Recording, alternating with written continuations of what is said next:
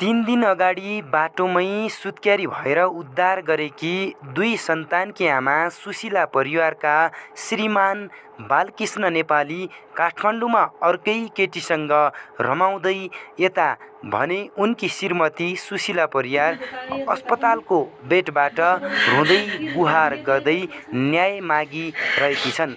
उनी अहिलेसम्म पनि बोल्न नसक्दा उनकी आमाले यसरी बोल्दै आएकी छन्, उनको पीडा पोख्दै आएकी छन्।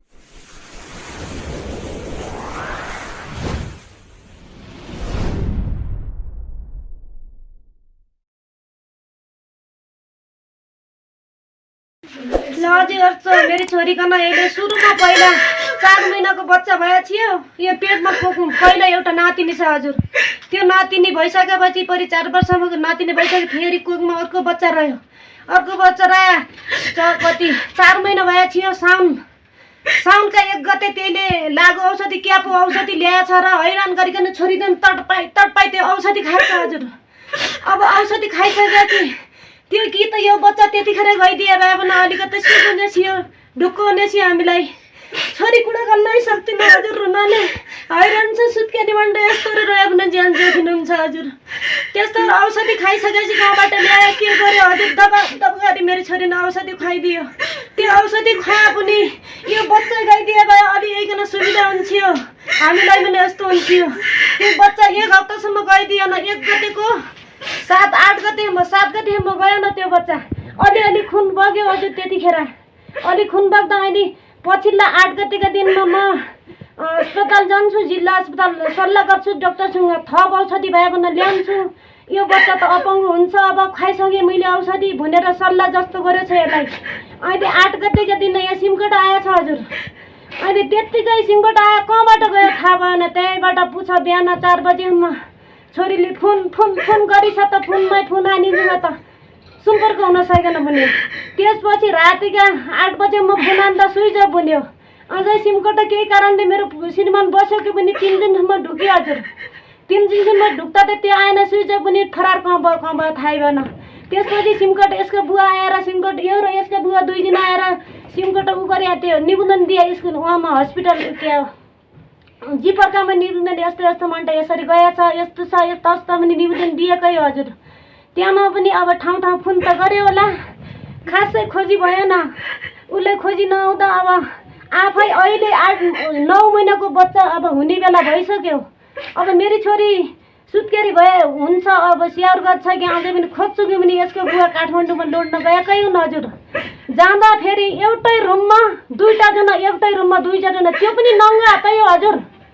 त्यो पनि ठुलो प्रमाण गर्ने हो भनेपछि राति 9 बजेतिर 2 जना एउटै कोठामा न कस्तो प्रमाण हो। सिँदुर मात्रै ठुलो हुन्छ र अहिले यो कारण के हो? सिँदुरै मात्रै प्रमाणित हुन्छ। त्यो 2टा जना एकै रुममा भेटियो भने त्यो प्रमाणित हुँदैन, हुँदैन। त्यसमा अझै फेरि आएर छोरीलाई कति थाहा भएन हजुर। अस्ति आएर हामीले यहाँ अब 25 गते हो कति आएर यहाँ उ गऱ्यौँ।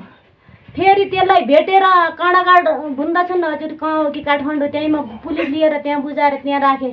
फेरि केस हाल्छु। अब यत्रो भेटिसक्यो केस हाल्छु भन्दा पनि केस त हाल्न भनेको यो पुलिसले। तल के भन्नुभयो भन्दाखेरि सिन्दुर नहालेको फुटाले प्रमाणित हुन सक्दैन, विवाह चाहिन्छ। अहिले उहाँमा विवाह छ महिलासँग।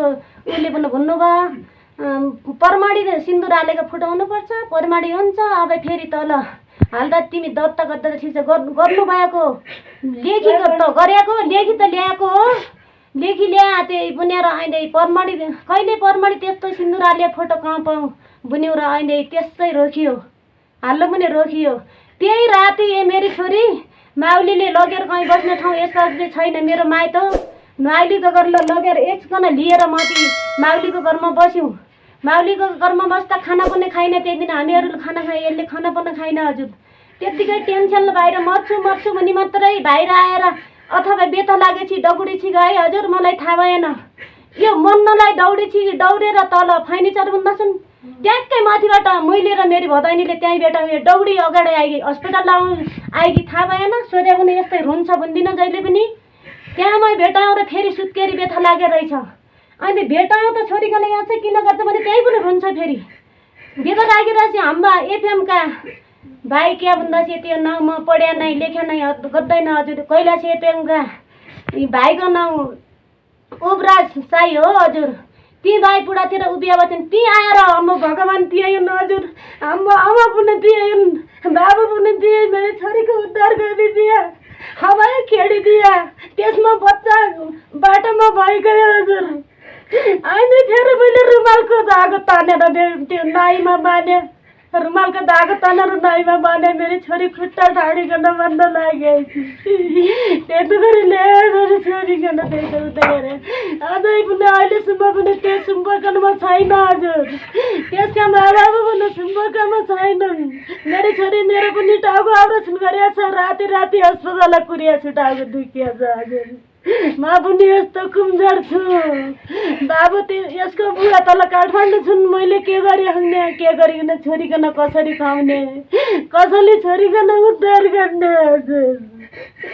मेरो छोरी यसरी तडपाएको छ, रात पनि यस्तै छ, मेरो छोरीलाई रुँदै छ। यता उनलाई कसैको सहायता छैन। उनका बुवा चक्र दमाई काठमाडौँमा रहेको ज्वाइँ बालकृष्ण परिवारलाई खोज्न गएका छन्, तर उनी अर्कै केटीसँग विहीन भएको तथ्य छ।